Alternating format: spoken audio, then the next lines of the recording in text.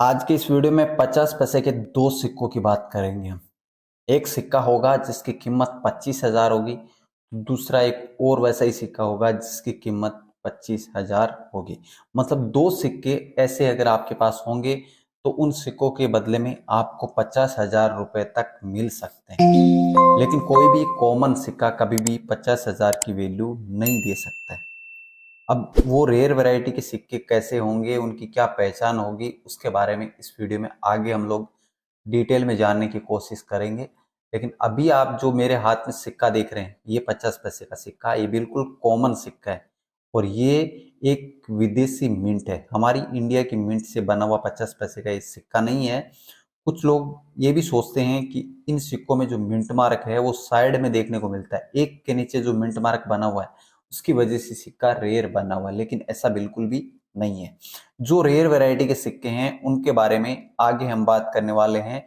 लेकिन guys video में और आगे जाएं उससे पहले अगर आपने अभी तक इस वीडियो को लाइक नहीं किया है, वीडियो को लाइक कर दीजिए, चैनल को सब्सक्राइब कर लीजिए और साथ में बेल आइकन प्रेस कर लीजिए।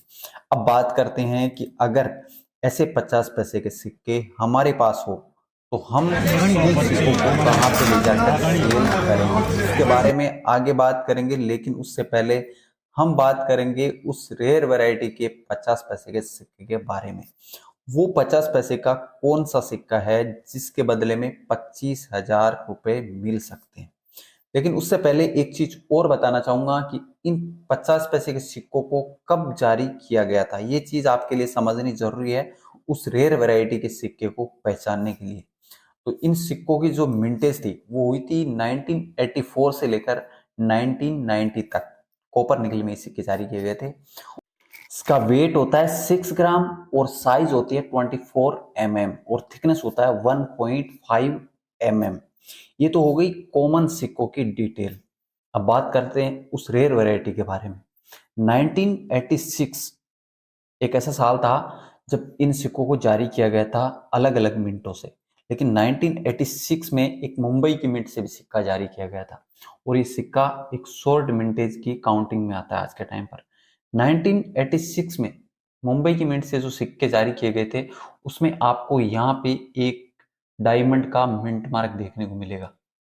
अगर आपको ऐसा 1986 का डायमंड मिंट मार्क का सिक्का मिल जाता है तो इस एक सिक्के की कीमत फाइन कंडीशन में 3,000 रुपये मिल सकती है, वेरी फाइन कंडीशन में 7,000 रुपये मिल सकती है और एक्स्ट्रा फाइन कंडीशन में 10,000 मिल सकती है और वन सी कंडीशन में 15,000 रुपये तक की वैल्यू दे सकता है सिक्का। 1986 और नीचे बना हुआ ये डायमंड का मिंट मार्क। अगर यहाँ पे डायमंड नहीं है तो फिर ये सिक्का कॉमन होगा और इसकी कोई खास वैल्यू नहीं होगी, ओनली 50 पैसे ही होगी। और 50 पैसे के सिक्के आज के टाइम पर मार्केट में चलते भी नहीं है। लेकिन वही रेयर वैरायटी के सिक्के आपको 10 से 15,000 तक की वैल्यू दे सकते हैं, ओनली नुमाइस्मेटिक सोसाइटी में। अब बात करते हैं उस अगले सिक्के के बारे में जो कॉपर निकल का ही है। इसी सीरीज का सिक्का है, 1984 से 1990 तक जारी की गई सीरीज का। इसमें जो 1988 का 50 पैसे का सिक्का होता है जिसमें आपको 1988 के नीचे यहाँ पे एक डॉट का मिंट मार्क देखने को मिलता है। 1988 के ये सिक्के पहली बार जारी किए गए थे और पहली बार 1988 में नोएडा की मिंट बनी थी। इसी वजह से ये सिक्के बहुत ही कम मात्रा में जारी किए गए।